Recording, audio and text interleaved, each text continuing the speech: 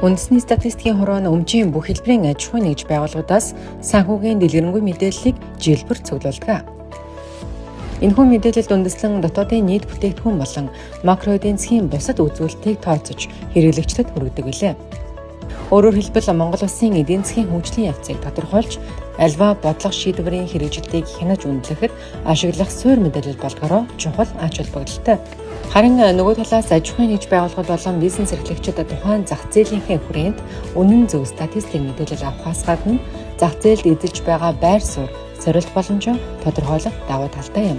Мөн бизнесүүд ирээдүйн чиг хандлагаа тодорхойлж, хөрөнгө оруулалт болон үйл ажиллагааны хүрээнд хэтийн төлөвлөгөөгөө боловсруулахад нэгэн шаардлагатай статистик мэдээлэл болдог. Энэ хүрээнд аж ахуйн нэгж байгууллагуудыг үйл ажиллагааны дэлгэрэнгүй мэдээ тайлангаа Харьяа аймаг дүүргийн статистикийн хэлцтэй илгээхийг уриалж байна. Үндэсний статистикийн хороо.